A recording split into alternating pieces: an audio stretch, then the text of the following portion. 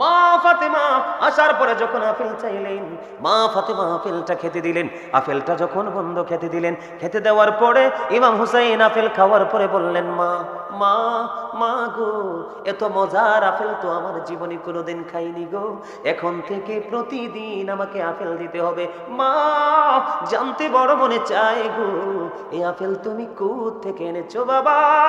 বাবা গো, এই আপেল তো আমি আনিনি, তোমার নানার কাছে আমার আল্লাহ জান্নাত থেকে পাঠাইছে।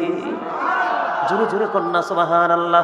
বন্ধু, মা ফাতেমার কাছ থেকে যখন শুনলেন তোমার নানার কাছে আপেল এসেছে, তোমার নানা ব্যবস্থা করে দিয়েছে, এই কথা বলার দেরি একটা সেকেন্ড দেরি করলেন না। ইমাম হুসাইন দৌড়ে চলে গেলেন মা খাতুনে জান্নাত ফাতেমার সঙ্গ ছেড়ে। এবার নানার কাছে বলেন, নানা নানা গো, আজ থেকে প্রতিদিন আমাকে আপেল দিতে হবে, এমন আপেল তোমার জীবনে আর কোনোদিন খাইনি। আমার নবীজি বললেন, নানা গো ব্যবস্থা হয়ে যাবে, যাও। এবার বন্ধু চলে গেলেন, কিন্তু রহস্য হলো কোথায়? ওই যে বাটির মধ্যে অর্ধেক আপেল জমা। বন্ধুরে আমার, প্রতিদিন একবার করে সরাইতে হবে এই বাটিটা। মা ফাতেমা নিয়ে রেখে দিলেন, দিন চলে গেল, রাত পাড়িয়ে গেল।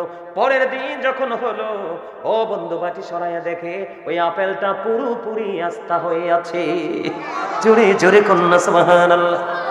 আপেলটা আস্থা হয়ে গেছে, কিন্তু জিব্রাইলের কথা হলো এই আপেল কিন্তু পুরোটা খাওয়া যাবে না। ঠিক যেইভাবে দেখিয়েছেন এমনি ভাবে প্রতিদিন অর্ধেকটা আপেল কেটে সবাই মিলে খাবেন, আর বাকি অর্ধেকটা আপনারা বাটি দিয়ে ঢাইকা রেখে দিবেন। বন্ধুরে আমার, মা ফাতেমা আজকে খাইলেন আপেল কিন্তু একটাই, গতকালকে স্বাদ ছিল একটা, আজকের স্বাদ হয়ে গেল বন্ধু ভিন্ন রকম। আবার কি করলেন মা ফাতেমা? আবার ঢাইকা রেখে দিলেন। ঢাইকা যখন রেখে দিলেন, রেখে দেওয়ার পরে পরের দিন আবার ঢাকনা সরালেন। পরের দিন ঢাকনা সরানোর পরে চাইয়া দেখলেন আবার পুরো আপেলটা আস্থা হয়ে আছে। বন্ধুরে আমার, এমনি করে করে কিতাব প্রমাণ করেছে 2 বছর পর্যন্ত যখন ঢাকনা সরাইতো, ঢাকনা সরানোর পরে চাইয়া দেখতো ওই আপেলটা পুরো আস্থা হয়ে গেছে। অর্ধেকটা কেটে কেটে খাইছে, প্রতিদিন ভিন্ন ভিন্ন স্বাদ। 2 বছর পরে আল্লাহর রহমতে, আল্লাহর কুদরতে আপেলটা অদৃশ্য হয়ে যায়। জোরে জোরে কন্যা সুবহানাল্লাহ। বন্ধুরে আমার, দেখছেন নি, চাইতে দেরি চাইছে কোথায়? জমিনে, মায়ের কাছে। কোথায়? আর আপেল পাঠাইছে আমার আল্লাহ জান্নাত থেকে। আর আপনি আমি ঘরের বাচ্চাকে টাকা দিয়ে দিল, ভালো জিনিস আনতে পারে না। কথা বলেন না কেন? আছে না নাই? তাহলে ইমাম হুসাইনের দাম আছে না নাই? মর্যাদা আছে না নাই? তাহলে তাদের সাথে প্রেমের ডুরি লাগানোর দরকার আছে না নাই? বন্ধু, এখানে এই শুধু ক্ষান্ত নয় রে, আমার দিকে বন্ধু তাকান। ইমাম হাসান হুসাইন 2 ভাই হাতের লেখা লেখলেন। হাতের লেখা লেখার পরে ও বন্ধু রাসূলের কাছে গেলেন, নানা গো বলে দাও না কার লেখা বেশি সুন্দর। আমার নবীজি পাঠাই দিলেন, তোমার বাবার কাছে চলে যাও। কার কাছে? হযরতে আলীর কাছে। আবার আলীর কাছে চলে আসলেন, বাবাকে বলে দাও না কার হাতের লেখাটা বেশি সুন্দর। এবার হযরতে আলী একটা ডাক দিয়ে বললেন, বাবা বাবা গো, চলে যাও তোমার মায়ের কাছে, যিনি জান্নাতের সারাদারিনী। এবার মা খাতুনে জান্নাত ফাতেমার কাছে যখন বন্ধু চলে গেল, চলে যাওয়ার পরে আবার খেয়াল করে দেখেন তাদেরকে আমার আল্লাহ কত বেশি ভালোবাসে। বন্ধু, তাদেরকে কত বেশি ভালোবাসে। এবার মা ফাতেমা বললেন, আমার ঘরে 7টা মতি আছে। কয়টা? আমার ঘরে 7টা মতি আছে। তোমাদের দিকে আমি নিক্ষেপ করব। তোমাদের দিকে আমি কি করব? নিক্ষেপ করব, মানে ঘর থেকে তোমাদের দিকে আমি ফেলাবো। যে যত বেশি কুড়াইতে পারবা, তার হাতের লেখা বেশি সুন্দর বলে গণ্য হবে। বন্ধু, মা ফাতেমা নিক্ষেপ করতেছেন। বন্ধু নিক্ষেপ করতে করতে বন্ধু 6টা নিক্ষেপ করে ফেললো। 2 ভাই বন্ধু 3টা করে 6টা কুড়িয়ে নিল। আর বাকি আছে কয়টা? আর বাকি আছে একটা। এবার তিনি কি করলেন বন্ধুরি আমার? এবার মা ফাতেমা যখন মতিটা হাতে নিলেন, আমার আল্লাহ জিব্রাইলকে একটা ডাক দিয়ে বললেন, জিব্রাইল যাও ওই ফাতেমার বাড়ি চলে যাও রে। ফাতেমা যখন মতিটা নিক্ষেপ করবে, ওইটাকে আর 2টা টুকরা করে ইমাম হাসান হুসাইন 2 ভাইয়ের ভাগে অর্ধেক করে দিয়ে দাও। বন্ধুরে আমার, মা ফাতেমা নিক্ষেপ করতে দেরি, নজর দিয়ে চাইয়া দেখলেন অটোমেটিক্যালি মতিটা 2টা ভাগ হয়ে গেল। 2 ভাইয়ের দিকে 2 অংশ চলে গেল। মা গো বলো না কার লেখা বেশি সুন্দর? এবার মা ফাতেমা ডাক দিয়ে বলল, বাবা গো তোমাদের 2 জনের লেখাই সমান সুন্দর। জোরে জোরে কন্যা সুবহানাল্লাহ। তাহলে তাদেরকে ভালোবাসার দরকার আছে না নাই? তাদের সাথে মোহাব্বত লাগানোর দরকার আছে না নাই? বন্ধুরে আমার, ইয়াজিদের বাবা ছিলেন ওই পাপিষ্ট ইয়াজিদের কথা না বললে কারবালার ইতিহাস বুঝবেন না। তার কথা আমরা বলতে চাই না, কারণ হি ইজ ভেরি ক্যারেক্টারলেস। চরিত্রহীন ছিল একজন, কিন্তু তার বাবা আমির মুয়াবিয়া ছিলেন সত্যিকারের রাসূল প্রেমিক। বন্ধু, অনেক লম্বা ঘটনা। ইয়াজিদ যখন ক্ষমতার মস্তদে বসলো ৬০ হিজরিতে, তখন মদিনার গভর্নর ছিলেন বন্ধু মারওয়ান ইবনে হাকাম। ওনার কাছে চিঠি পাঠালেন, আমার দিকে তাকান না, ইমাম হুসাইনের কাছে চিঠি পাঠালেন, ইমাম মারওয়ান ইবনে হাকামের কাছে চিঠি পাঠালেন ইমাম হুসাইনকে চাপ সৃষ্টি করার জন্য, ইয়াজিদের হাতে বায়াত গ্রহণ করার জন্য। জোরে জোরে কন্যা নাউজুবিল্লাহ। আপনারা বলেন, একজন ক্যারেক্টারলেস সম্পূর্ণ মানুষের কাছে কি গড ক্যারেক্টার সম্পূর্ণ মানুষ এক হাত মিলাইতে পারে? কথা বলেন না কেন? তিনি তো নবীর আওলাদ, তিনি জান্নাতের লিডার। আমার নবী যে তাকে ফুলের সাথে তুলনা করেছেন, আমার আল্লাহ যে চাইতে দেরি জান্নাত থেকে পাঠাইতে দেরি করে না, এমন একজন সৃষ্টি, এমন নবীর কলিজার টুকরা ইয়াজিদের সাথে হাত মিলাতে পারে না। বন্ধু আমার দিকে তাকান, আমি কি বলতে চাই শোনেন। আমাদের দেশে কিন্তু নষ্ট মানুষ আছে। নষ্ট মানুষকে মানুষ ভালোবাসে না, কিন্তু এই নষ্ট মানুষ মানুষের ভালোবাসা অর্জন করতে চায়, টাকা পয়সা দৌলত ক্ষয় করে। কথা কন না কেন? যদি এইটাও না হয়, প্রেসার ক্রিয়েট করা হয়, তার মানে চাপ সৃষ্টি করা হয়, গাইবি সংবাদ দেওয়া হয় আতঙ্কিত করার জন্য। ঠিক আছে নি কথা? ঠিক তেমনি ভাবে ইয়াজিদ ছিলেন একজন ক্যারেক্টারলেস পারসন, চরিত্রহীন লম্পট ছিলেন। বন্ধু, আমি আপনাদেরকে বলে দেই, ইমাম হুসাইনের উপদেশটাকে আপনার আমার প্রাণের রাসূল। কথা বলেন না কেন? আর ওই ইয়াজিদের উপদেশটা হলো, বন্ধু আমার আলোচনা শেষ করে দিচ্ছি আর অল্প সময়ের মধ্যে গুছিয়ে দিচ্ছি। বন্ধু, ইয়াজিদের উপদেশটা হলো, তার নাম মুখস্থ করে নেন, তার নাম হলো শারজুন বিন মানসুরুর রুমি।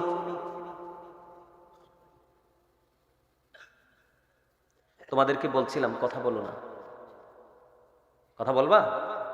আরো জোরে বলবা কথা? কি করবা? চুপ। ঠিক আছে? কারণ এতক্ষণ ধৈর্য ধরেছো, আর একটু ধৈর্য ধরো। আমি আবারও বলছি, আপনাদের মধ্যে যদি কোনো বিরক্তি বা ক্লান্তি বা প্রতিকূলতা সৃষ্টি হয় মানসিকভাবে, তাহলে ওই যে অনেকে দেখেন না বের হয়ে যাচ্ছে না, গিয়ে একটু হাঁটাহাঁটি দিয়ে আসবেন, কিন্তু কানটা রাখবেন ওয়াজের দিকে যদি শেখার ইচ্ছা থাকে। আর যদি বলে না হুজুর মানে মন চাইছে না, তাইলে আমি মনে করি বাড়ি থেকে ঘুমানো বেটার। ঠিক না? কারণ এই একটা মাহফিল অনেক কষ্ট করে। জিজ্ঞেস করেন ওনারা কতদিন ফোন দিয়ে আমার সিরিয়ালটা নিছে। অনেক ব্যস্ত থাকতে হয়, ঘুম নাই, খাওয়া নাই, রাত কি রাত রাস্তায়। দিনের কিছু অংশ বাসায় থাকি, আবার একবেলা খাওয়া হয়। কয়বার? একবার। আল্লাহর কুদরত, আপনাদের দোয়া ছাড়া ভালো থাকার কোনো সুযোগ নেই। ভাল লাগে না আলোচনা? সবার কাছে লাগে? সবার কাছে লাগে? আরো জোরে বলেন, আরো জোরে। শেষ পর্যন্ত থাকবেন তো? থাকবেন? আপনারা যে সারা রাত থাকবেন এটা আমি বিশ্বাস করি। কেন জানেন? আপনাদের হৃদয়ের খোরাক হলো এগুলা। এই যে আমার মানে আমার বয়স, আমার চাচা হবেন, ওই যে হবেন চাচা, এই যে আছে চাচা, ওনারা এই যে এখানে দর্শক সারিতে আমার অনেক মুরব্বী চাচারা আছে, দাদাভাইরা আছে। আপনারা অনেক কষ্ট করে হেঁটে হেঁটে অনেক দূরে যেতেন না আগে ওয়াজ শোনার জন্য? যেত কি না? এখন কেউ দিন বদলাইছে, আধুনিকতার ছোঁয়া লাগছে, টেলিফোন করে হুজুর পাওয়া যায়। আগে বাড়ি খুঁজে খুঁজে বের করতে হতো। আর এখনকার মধ্যে তো আলোচকও ছিল না। কথা কি বুঝতে পারছেন? তো ওরা তো বেশি খুশি, কারণ বাড়ির আঙ্গিনায় হুজুর পাইছে, নিজের বাড়ির আঙ্গিনায় মাহফিল হচ্ছে, এটা তো মজার জিনিস। আল্লাহ আমাদের সবাইকে প্রেমময় করে দিক। চোখে জোরে বলেন আমিন, আরো জোরে বলেন আমিন। আমার দিকে তাকানো বন্ধু, আমার হুসাইনের উপদেশটা ছিল প্রাণের রাসূল। তিনি কোরআন হাদিসের, কোরআন সুন্নাহর বাইরে ইমাম হুসাইন কোনো কিছু চিন্তা করতেন না। আর ইয়াজিদ, যিনি বন্ধু ইতিহাসকে কলঙ্কিত করেছে, 61 হিজরিতে এক মর্মান্তিক অধ্যায় তৈরি করেছে, ওই ক্যারেক্টারলেস পারসন হলো ইয়াজিদ। ও বন্ধু, ইয়াজিদের উপদেশটা ছিল শারজুন বিন মানসুরুর রুমি। তার নাম হলো শারজুন বিন মানসুরুর রুমি। তিনি ছিলেন একজন ইহুদি। তার কাজ ছিল দিনের বেলা বন্ধু বানর নাচানো। দিনের বেলা সে বানর নাচাতো, আর রাত্র যখন হতো অসভ্য পরিবেশ তৈরি করতো। বোঝেননি কথা? বোঝেননি? মদ, গাঁজা, নেশা, নষ্ট নারী। নাউজুবিল্লাহ বলেন না, আরো জোরে। আমাদের সমাজের মধ্যে, আপনাদের এলাকায় না থাকলেও আমাদের দেশের মধ্যে আছে। বন্ধু, বয়স মাইনাসের দিকে চলে গেছে, এখনো আরেকজনের বিবির দিকে কুদৃষ্টিতে তাকায়। নিজের ঘরের মেয়ের মতো আরেকটা মেয়ে রাস্তায় দেখে তার দিকে কোন নজরে তাকায় কি তাকায় না? আছে না নাই? বন্ধুরে আমার, ইয়াজিদের উপদেশটা ছিল এরকম 100% ক্যারেক্টারলেস। কারণ আমার আল্লাহ কোরআনে বলেছে, ইন্নাল কাফিরিনা কানু লাকুম আদুওয়াম মুবিনা। আমার আল্লাহ বলেছেন, দ্য হেরিটিক্স আর the eternal enemy of the believers. ইমানদারদের প্রকাশ্য শত্রু হলো বেঈমান কাফেরেরা। বন্ধু, আমি আপনাদেরকে বলে দিতে চাই, ইয়াজিদ মানিটাকে একটু বোঝা দরকার, ঠিক কিনা বলেন? ইয়াজিদ মানিটা হলো, ও বন্ধু, ইয়াজিদ মানিটা হলো, মুখে ছিল তার ইসলামের কথা আর অন্তরে ছিল ইসলামকে ধ্বংস করার পায়তারা। এখন বাংলাদেশেও এমন কিছু মোল্লা দেখা যায়, ঠিক কিনা বলেন? আছে না নাই? আপনারা বিশেষ করে যুবক ভাই, আমি তোমাদেরকে বলে দিতে চাই, আমি কিন্তু মোবাইলের সাথে বেশি যুক্ত না। আমার সম্পৃক্ততা হলো কিতাবের সাথে। সময় পাইলে শুইয়া হোক বইয়া হোক কিতাব নিয়ে বসে যাই। কিন্তু তোমরা বেশি মোবাইলে দেখো, বিতর্কিত বক্তব্য মোল্লারা দেয় কি দেয় না? যেই বক্তব্য শোনার পরে মুরব্বীর একটা হেজিটেশনের মধ্যে পড়ে যায়, কি করব না কি করবো। এতদিন শুনলাম একটা, এখন কি শোনো আরেকটা। এতদিন যেটা শুনছেন ওইটাই রাইট, আরে এখন যেটা বলছে এটাই হলো রং। কথা বলেন না কেন? ইয়াজিদ বন্ধু, সে দিনের বেলা বানর নাচাতো, তার উপদেশটা রাত্র হলে মদের আসর বসাতো, নর্তকী দিয়ে নোংরা পরিবেশ তৈরি করতো। জোরে কন্যা নাউজুবিল্লাহ। এখন ইহুদিরা মুসলমানের প্রকাশ্য শত্রু বলছে কে? আল্লাহ রাব্বুল আলামিন এখানেই শান্ত নয়, ক্ষান্ত নয়। আল্লাহ বলেছেন, উইদ্দাত লিল কাফিরিন, you have to go to hell. বেঈমান কাফের যারা, তাদের জন্যই বরাদ্দ হলো জাহান্নাম। তোমাদেরকে মাস্ট বি চলে যেতে হবে জাহান্নামে, অনন্তকাল জাহান্নামে থাকবে। বন্ধুরে আমার, কখনো কোনো জান্নাতি মানুষ জাহান্নামীর সাথে কখনোই প্রেম করতে পারে না। পারেনি বলেন? ইমাম হুসাইন এবং ইয়াজিদের মধ্যে দ্বন্দ্ব হলো, যুদ্ধ হলো, একটা মাত্র কারণ, ইমাম হুসাইন ছিলেন সত্যের পক্ষে, কোরআন সুন্নাহর পক্ষে, আর ইয়াজিদ এবং তার বাহিনী কোরআন সুন্নাহর আইনকে পুরো বিলীন করে দিচ্ছে। শিরক, বেদাতে, খুন খারাপিতে, জিনা, ব্যভিচারে বন্ধু সবকিছু বৃদ্ধি করে দিচ্ছে। জোরে জোরে কন্যা নাউজুবিল্লাহ। বন্ধুরে আমার, ও বন্ধু, আমির মুয়াবিয়া চলে গেল। শুধু এইখানে না, আমির মুয়াবিয়া চলে যাওয়ার পরে আমির মুয়াবিয়ার ইন্তেকালের খবর পর্যন্ত ইয়াজিদ বাহিনী গোপন রেখেছে। বন্ধুরে আমার, যেন তারা ওই আমির মুয়াবিয়ার পক্ষে যেন মানুষকে বায়াত করাতে পারে। গোপনে গোপনে গোপনে গোপনে বন্ধু, সত্য কিন্তু চাপা তাপে না। ধীরে ধীরে ধীরে ধীরে বন্ধু প্রকাশ হয়ে গেল, আমির মুয়াবিয়ার দুনিয়াতে নাই। এখন ইয়াজিদ ক্ষমতার মস্ততে বসে যাবে, মানুষের উপর সে চাপ সৃষ্টি করবে। কারণ সত্যিকারের অপরাধীর অন্তরে ভয় নাই। কারণ আমার রাসূল বলেছে, আমার দিকে তাকান, যারা মুমিন, এদিকে তাকান, যারা মুমিন, যারা আল্লাহওয়ালা, তারা যখন কোনো অপরাধ করে তারা মনে করে বিশাল এক পাহাড়ের নিচে বসে আছি রে, কখন জানি পাহাড় ধসে আমার মরণ হয়। মুমিন অপরাধ করার পরে এমন ভয়, এমন আতঙ্ক তার মধ্যে বন্ধু তৈরি হয়ে যায়। আর যারা বন্ধু মুমিন হতে পারেনি, অপরাধী রে, তারা পাপকে কি মনে করে জানেননি? তারা মনে করে একটা মানুষের নাকের আগায় মাছি বসলে যেমন একটা বড় অপরাধকে তাদের কাছে নাকের আগায় মাছি বসার মতো মনে করে। নাউজুবিল্লাহ বলেন না, আর জোরে বলেন নাউজুবিল্লাহ।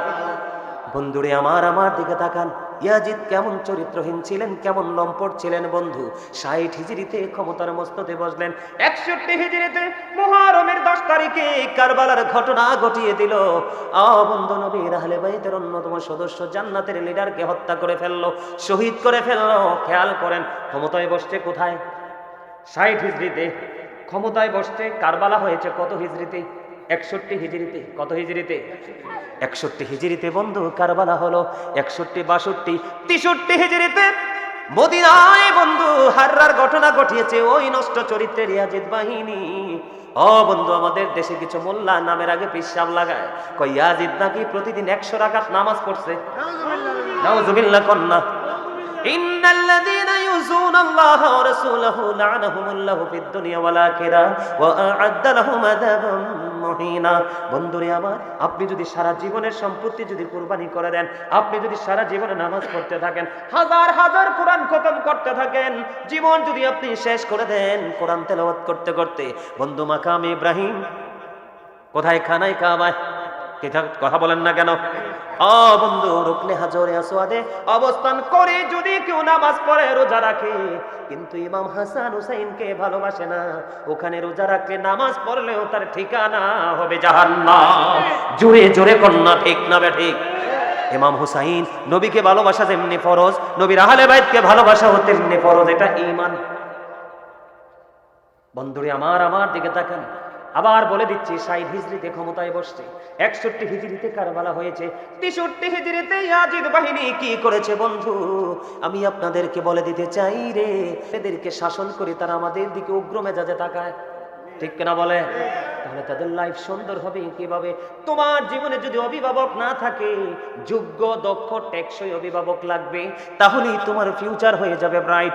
এবার কি করলেন? ওই দাদু প্রশ্ন করলো, দাদু দাদু গো, বলো না কেন এত সুন্দর তোমাদের ওজু, তোমাদের পরিচয় কি? এবার দুই ভাই উত্তর দিলেন, দাদু দাদু গো, আমরা পৃথিবীর কোনো সাধারণ মানুষ নই, আমরা পৃথিবীর কোনো সাধারণ ঘরের সন্তান নই, আমরা হলাম তোমার নবী রাহমাতাল লিল আলামিন, ইমামুল মুরসালিন, সিরাজুম মুনীরা, নূরুম মুবিন। ওই যে নূরুন আলা নূর নবী, ওই নূর নবীজির কলিজার টুকরা হাসান হুসাইন দুই ভাই। এই ওযু আমাদেরকে পৃথিবীর কেউ শিখায় নাই, এই ওযু শিখেছি আমার প্রাণের নানার কাছ থেকে। জোরে জোরে বলেন না সুবহানাল্লাহ।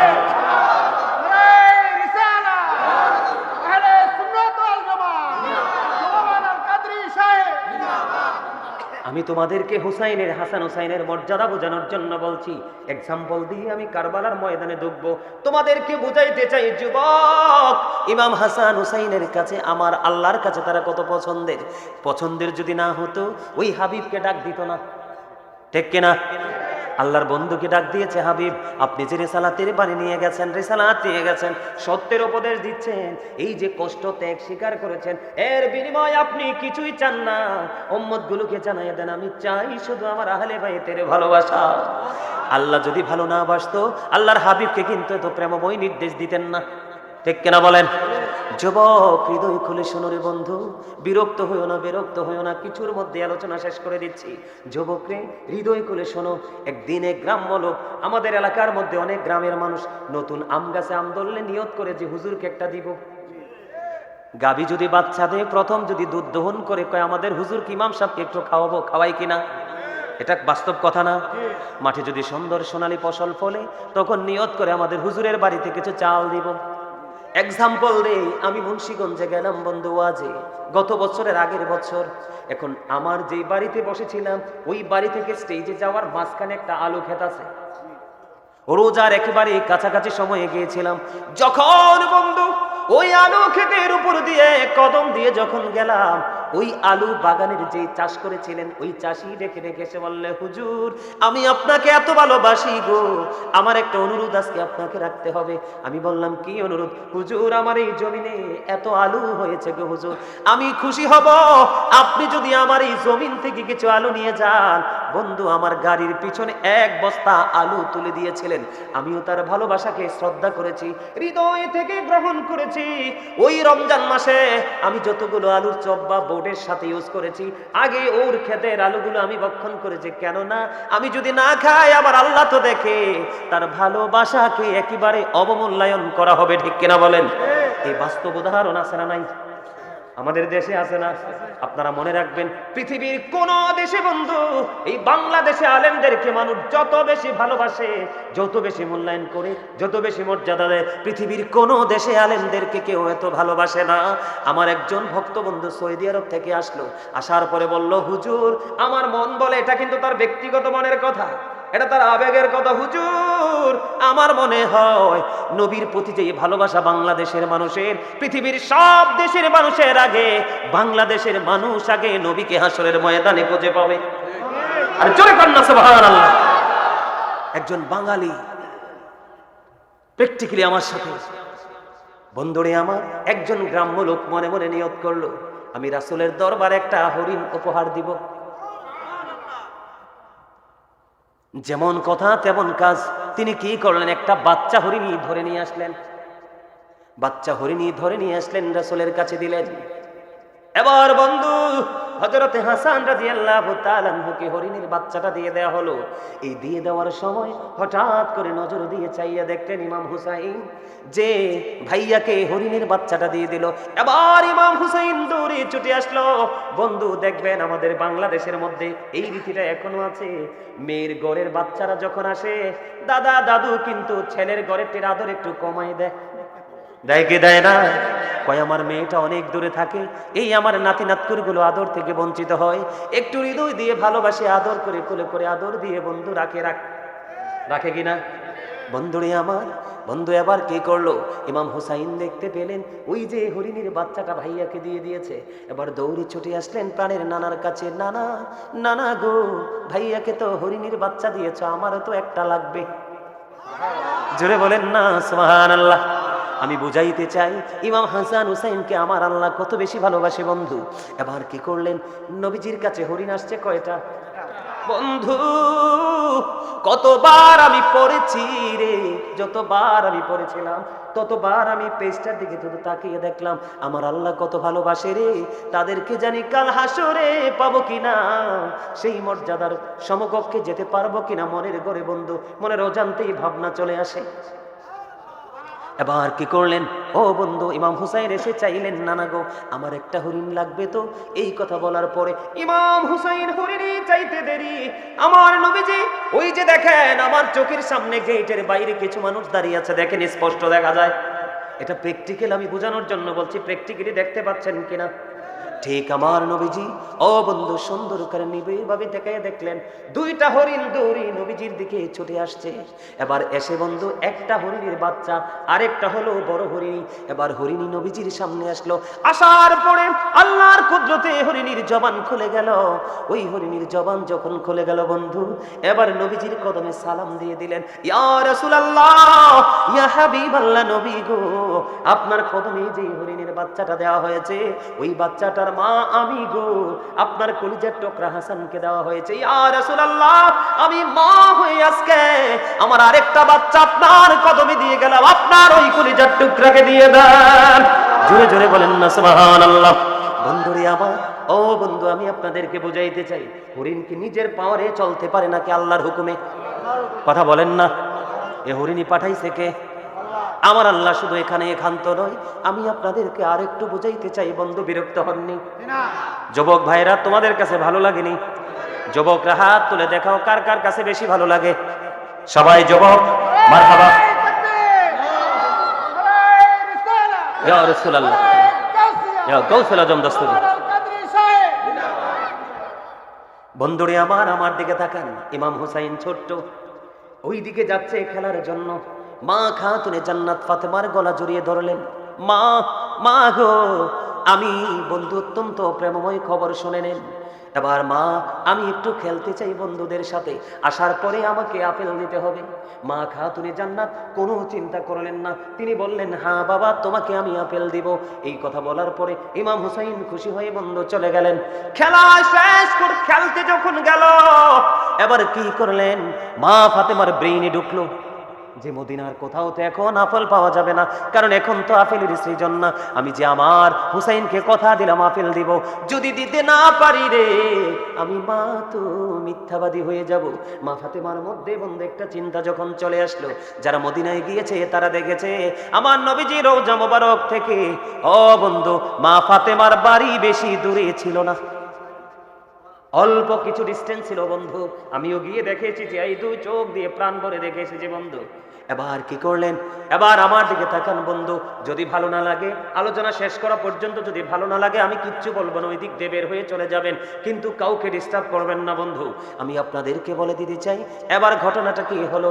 এবার ইমাম হুসাইন চলে গেলেন খেলতে, মা ফাতেমা দৌড়ে চলে গেলেন রাসূলের হুজরা মুবারকে। হুজরা মুবারকে যাওয়ার পরে আমার নবীজি চাইয়া দেখলেন ইমাম হুসাইনের মা জান্নাতের সরদারিনী, আমার নবীজির কলিজার টুকরা যাকে বলতেন আমার নবী উম্মে হাবিবা।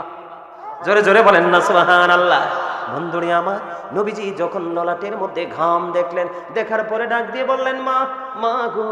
নবীজি বসা ছিলেন, মা ফাতেমাকে দেখে বন্ধু দাঁড়িয়ে গেলেন, আম্মা আপনি এখানে বসেন, আপনার ললাটে ঘাম দেখা যায় কেন? বাবা, বাবা গো, আপনার কলিজার টুকরা হুসাইন আজকে আপেল চেয়েছে গো বাবা, আমি কথা দিয়েছি খেলা শেষ করে আসতে দিব গো, কিন্তু বাবা এখন তো মদিনার কোথাও আপেল নাই, আমি কোথা থেকে আপনার কলিজার টুকরাকে আপেল দিব?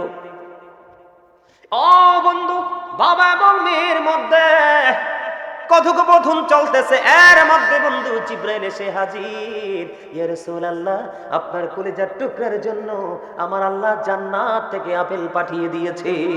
জোরে জোরে বলেন না সুবহানাল্লাহ। সুবহানাল্লাহ ওয়ালহামদুলিল্লাহ লা ইলাহা ইল্লাল্লাহ, সুবহানাল্লাহ আলহামদুলিল্লাহ লা ইলাহা ইল্লাল্লাহ, লা ইলাহা ও লা ইলাহা ইল্লাল্লাহ। নবী আমার নূরের পুতুল, জগৎ করলেন ও জালা, নবী আমার নূরের পুতুল, জগৎ করলেন ও জালা, রোজ হাসরে করবেন তিনি উম্মতের ফায়সালা। সুবহানাল্লাহ আলহামদুলিল্লাহ লা ইলাহা লা ইলাহা ইল্লাল্লাহ।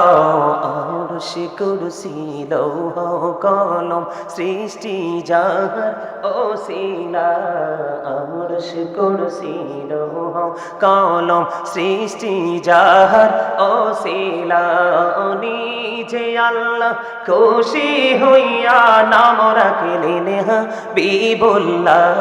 সুবহানাল্লাহ, মহাপতে আরো জোরে, মহাপতে লা সুবহানাল্লাহ ওয়ালহামদুলিল্লাহ লা ইলাহা ইল্লাল্লাহ, লা ইলাহা ও লা ইলাহা লা ইলাহা ইল্লাল্লাহ মুহাম্মাদুর রাসূলুল্লাহ সাল্লাল্লাহু আলাইহি ওয়াসাল্লাম। জিকির করার পরে শান্তি লাগছে কার? কার লাগছে? হাত তুলে দেখান। আলহামদুলিল্লাহ হাত নামান। বলে হুজুর প্রশ্ন কেন করলেন? কারণ আমি যে বললাম জান্নাতের বাগানে আসলে জান্নাতি ফল খেয়ে নাও, এর মধ্যে সুবহানাল্লাহ আলহামদুলিল্লাহ এগুলো হলো জান্নাতি খাবার। বলে হুজুর খাবার হলো কেমনে? প্রত্যেকটা মানুষ ডবল, একটা হলো তার দেহ, আর একটা হলো তার আত্মা, একটা হলো তার বডি, আর একটা হলো তার সোল। দেহের খাবার পৃথিবীতে মিলে আর রুহের খাবার মিলে এই রকম পরিবেশে মসজিদে, আলেমদের জলসায়, আল্লাহর ওলিদের দরবারে। কথা বলেন ঠিক না ঠিক? এই জন্য এটা হলো আজকে ইমানদারের জন্য রুহানিয়াতের বাজার করার জায়গা। আজকে আসছেন আপনারা মার্কেটিং করার জন্য, প্রাণ ভরে বন্ধ মার্কেটিং করে নেবেন। এই মার্কেটিং এর মধ্যে ফার্স্ট চয়েস থাকবে আপনার ইমানকে মজবুত করার ট্রেনিং, আর দ্বিতীয়ত হলো আপনার ইমান যদি মজবুত করতে পারেন, বাজারের ব্যাগে অল্প হলেও সপ্তাহটা চলে যাবে। তার মানে রাসূল বলেছেন আখলিস দীনাকা ইয়াকফিকাল আমালুল কালিল, আপনি আপনার দ্বীনকে কি করতে হবে?